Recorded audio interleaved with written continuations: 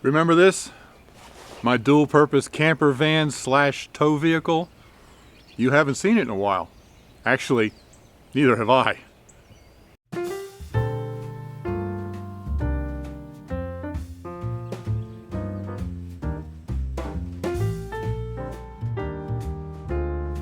Here we go.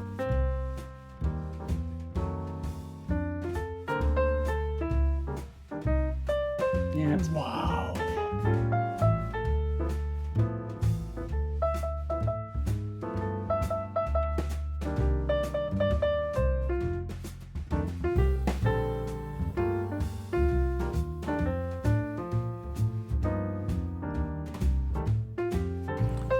Hey everybody, this is Bill with Live Simple, Live Free.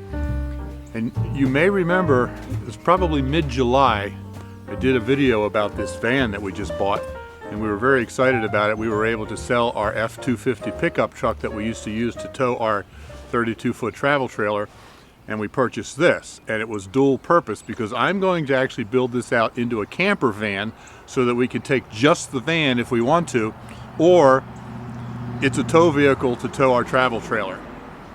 And I've actually wanted that for a while, but when I looked at vans and the towing capacity of vans, for some reason an E350, a Econoline 350, does not have a comparable towing capacity to an F350, and I don't know why that is. But then what I discovered was that this is a diesel, and the diesel did have the capacity. In fact, this has the capacity to tow twice what my trailer weighs. So we were very excited when I found this online, and we drove all the way to North Carolina to get it. And when I was talking to you guys about it, and I said this is a 6-liter diesel Ford, a lot of you, now I'm not a car guy, I don't know these things, but a lot of you immediately came back and said, well, that's not a very good engine, you need to have it bulletproofed. Well, it has 215,000 miles on it, and it purrs like a kitten. Sounds fine to me, but I had never heard of bulletproofing. So I went into my mechanic, and I told him about the new van that I just bought, and I said it's got a 6-liter diesel in it. And I said, some of my YouTube friends have told me that it's not a very good engine. I was going to ask him about bulletproofing. Is that something you can do? What is that? I said, some of my YouTube friends have said that the 6-liter is not a very good engine, and he said it's not unless you bulletproof it.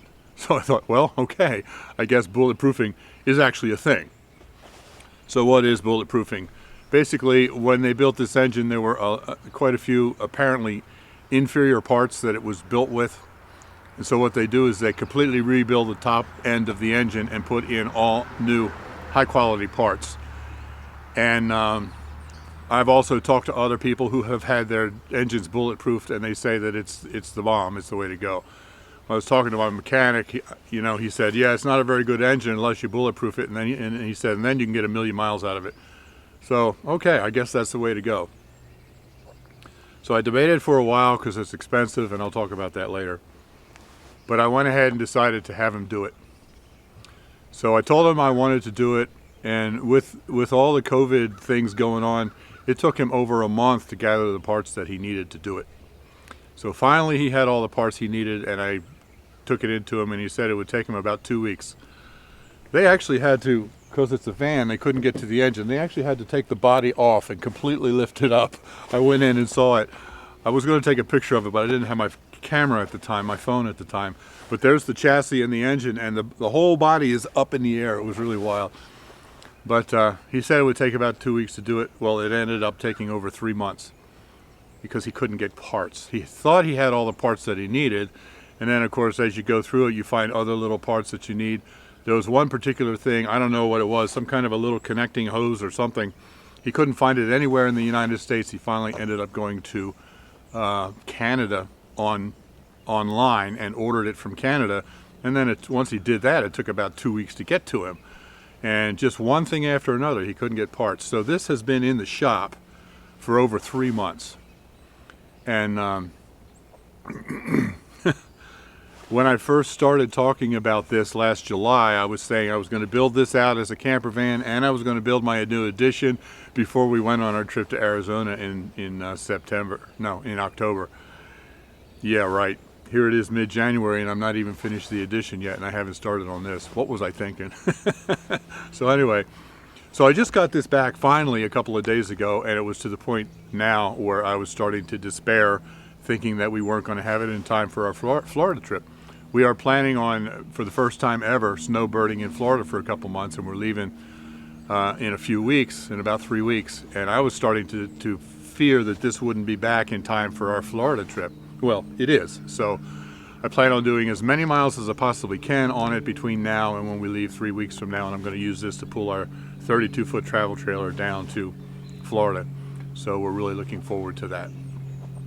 So what did the bulletproofing cost? It was expensive.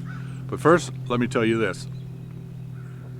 When I was looking at just regular gasoline engine vans, I found quite a few of them, but this is an 06, and I was finding others that were 06 E350 with gas engines, and every one of them had over 200,000 miles, and every one of them started at 10,000 and went up from there. I was looking at 10 to 12,000 for a gas engine that wasn't even powerful enough to actually tow my RV.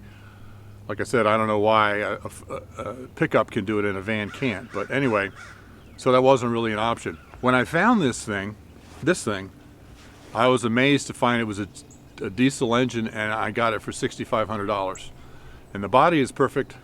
There's a couple of little dents in it, but there's no rust at all, and that's the main thing. So when I had the bulletproofing, I thought about this. Elizabeth and I talked about it for a long time, but it eventually ended up costing us $8,000 to have the bulletproofing done. You're thinking, oh, $8,000. Here's the thing. That means that I have $14,500 into this. I could have gone out and bought one with a gas engine and paid anywhere from $10,000 to $12,000 for something that had 200,000 miles on it. Now I've got this for $14,500. It's got a brand new rebuilt diesel motor in it that's going to go for, this will probably be the last van that I have at my age. So yeah, it was expensive. It's a lot more than we thought, because we thought we were going to get this for $6,500. But it's going to do the job. It's going to pull our trailer.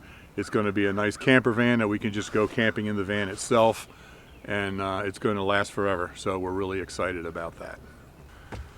Now I'm fairly certain that I'm going to probably get some criticism about how much I spent on this thing, and quite frankly, I don't want to hear it. You know, I made the best decision that I could with my limited knowledge at the time, and now I'm confident that I'm going to have a van that's going to last me for many years, and it's going to do exactly what I want, be a camper van and be a tow vehicle. And you know, diesel is just expensive. And I got this comment not long ago. Crystalyn Rodriguez says, we just had our head gasket go bad 800 miles away from home. Had a very difficult time finding a diesel mechanic that could fix it. It's been in the shop for a month and we had to fly home. Cost $8,800. And so you see, it just costs a lot of money to work on diesel engines, and I would rather do that here at home where it's convenient than break down on the road someplace, have to spend the same kind of money to get it fixed, and not know where a diesel mechanic is, not be able to find one, not know whether he's trustworthy when you do, and then have to get home 800 miles without a vehicle and then get back out there again. That whole thing is just a nightmare.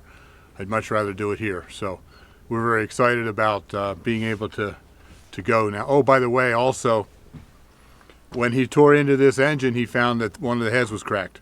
So I was going to have some maintenance anyway. So this is a good deal. I hope you've enjoyed watching this. If you don't know what bulletproofing is, I certainly had never heard of it before. So thanks for watching. Live simple, live free. You be blessed.